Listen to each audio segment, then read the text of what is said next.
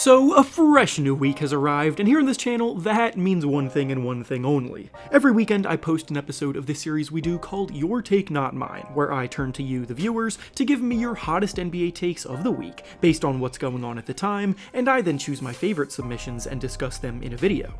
This week, we have finally made it to All-Star Weekend, so the players not nominated for the events get a nice break, and those that were nominated for the festivities get to entertain us this weekend in all of the games. So we definitely have plenty to discuss. In order to submit your takes, I make a community post on either the day of or the day before the video, similar to the one that you see on your screen now. So if you want a chance to be featured in a future episode, be sure to stay on the lookout for that.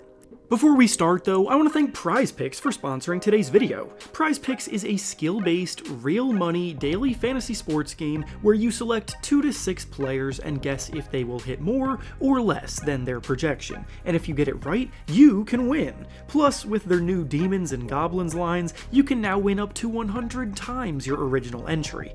Obviously, we're all basketball fans here, but PrizePicks has almost every sport you can think of available to choose from and play. To add to the fun, they also offer frequent bonuses, discounts, and weekly promotions such as Taco Tuesday and Flex Friday, plus so many more specialty free spaces to watch for throughout the year, so you don't want to miss those. For All-Star Weekend, I personally will be playing Trae Young to score over 20.5 points in the first round of the 3-point contest, Karl Anthony Towns to actually do the same, and Malik Beasley to make under that number in the first round for this week's entry. To sign up, go down to the link in the description and use promo code REFERENCE when you sign up to get a deposit match bonus of up to $100. Once again, thank you to PrizePicks for sponsoring the video. Now let's get back to the topic at hand. The first take we'll be discussing today comes to us from Gibran, and he says that if Portland would have taken the reported Heat trade offer for Damian Lillard in the offseason, then the Blazers, Bucks, Scoot Henderson, and Damian Lillard himself would all have been better off right now. We're now well into the season, so the power of hindsight is going to be stronger than ever, as demonstrated by this take, and with so many bumps in the road happening for all parties right now, it is worth a revisit. Starting with going from the Trailblazers' perspective, the reported Heat offer that they were given was Tyler Hero, Nikola Jovic, Kyle Lowry, and some draft capital. The biggest reason why I never liked the Heat offer for them, and ultimately why the Trailblazers kept turning it down, is because the best asset the Heat had to offer provided an incredibly redundant skill set to what the Trailblazers already had in their young backcourt. Tyler Hero is a very good player, I'm not saying otherwise, but he's a 21 point per game scorer who can definitely ignite the offense with shot creation talent, but he's a huge liability defensively, and he isn't necessarily elite as a go-to scorer to really move the needle like that, especially when you consider that the 3 most important pieces of the Trailblazers' young core right now are all guards as well.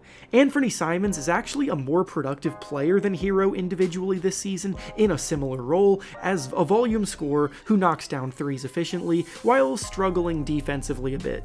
Shaedon Sharpe's development was making notable strides forward before he got injured, and Scoot Henderson may have been getting even fewer minutes as a rookie right now if Tyler Hero was also in the team's rotation. So right off the bat, I'm disagreeing with the original take saying that Scoot Henderson and the Trailblazers would have been better off. Now, as for the Bucks, they're going into All-Star break on a bit of a skid now, sitting in 3rd place in the East standings, and Lillard has just not been playing up to his normal standard despite somehow being voted in as an All-Star starter. The Bucks' perimeter defense is one of the biggest causes of their concern, as their drop-off as a whole on that end has seen them going from the 4th best defense last season to the 17th ranked defense this season, and it's hard not to look at Jrue Holiday's absence as a big reason why. The playoffs will ultimately be the only thing that determines whether the Lillard trade was worth it for the Bucks though, but if they continue to slide like this, then it's hard not to agree that the Bucks maybe would have been better off. As for Dame himself, would he be happier and better off getting his way? Yeah, of course he would, but the original take said that everyone involved would have been better off, which I just don't think is accurate even in hindsight. The next take we'll be discussing today comes to us from Dude, and he says that Victor Wembanyama should be the first rookie to win both Rookie of the Year and Defensive Player of the Year this season. He came into the NBA with an otherworldly amount of hype, and I've got to be honest, he's definitely living up to the billing. Victor is currently averaging about 20.5 points, 10 rebounds, and a league-leading 3.2 blocks per game. When guys try to attack the paint with him on the court, it very rarely goes well, because his absurd length and size just tower over his opposition, making life hell around the basket. Players are shooting an insane 10.1% worse than usual in the paint when guarded by Wembanyama, which shows you his defensive impact is going far beyond just blocking shots, and the Spurs as a whole look night and day different with him on the court versus when he's on the bench.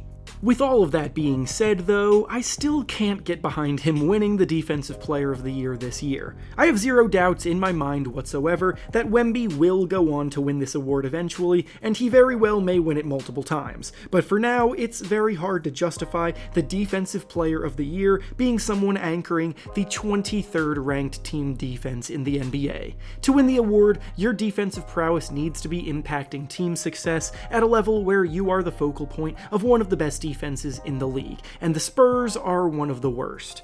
Elevating those around you to being a top defense as a whole has always factored into the voting for this award, and it's not going to change this year. With that being said, though, Wemby should definitely be named to an all-defense team this year for his stellar play. That I can absolutely get behind. And finally, the last take we'll be discussing today comes to us from Mango, and he says that every team in the Eastern Conference from 1 to 7 in the standings has an equal shot at making the NBA Finals this year. This is one that, when you first hear it, you automatically assume it's hyperbole and a bit of an overreaction, but then you look at the standings and start to see where they might be coming from. I'll start off by saying that I do believe the Celtics have separated themselves a bit from the rest of the pack in terms of how they have looked as a contender so far this season, so I wouldn't say their chances are necessarily equal to everyone else's. But after seeing the run that the Miami Heat made as an 8 seed last year, it's very hard to write off this take as it pertains to the rest of the teams in that range. Speaking of, the Miami Heat are the team in 7th place right now, and if we've learned anything about them from the last 4 years, it's that they have another level they can reach with Jimmy Butler fully locked in. 6th place is Indiana, who have been the league's #1 ranked offense all year long, and now with Pascal Siakam bringing championship pedigree to their young group, I won't be writing off their chances to pull off some upsets. 5th place is the Philadelphia 76ers, whose chances pretty much entirely rely on Joel Embiid's health, but if his recovery goes well, then their guidance under Nick Nurse could spring them back to life. 4th place is the Knicks, who are also dealing with some injuries right now, but when Julius Randle and OG Anunoby have been on the court with Jalen Brunson and company, they've looked like one of the best teams in the league. 3rd place is the Bucks, who are going through a bit of a rough patch right now, but obviously, with Damian Lillard paired with Giannis, they built this team specifically for the playoffs. The Cavaliers are in 2nd place, and have arguably been the hottest team in the NBA over the last month now that they're fully healthy, and with more shooting in their rotation this year compared to last year, they're looking to bounce back after a disappointing playoff exit last year. So all in all, I'm actually kind of on board with this take that the playoffs should be great because of it. And with that being said, that's all I have for you today. Make sure to like the video, subscribe to the channel, and comment down below what you think about the takes discussed. Thanks for watching, and I'll see you all next time.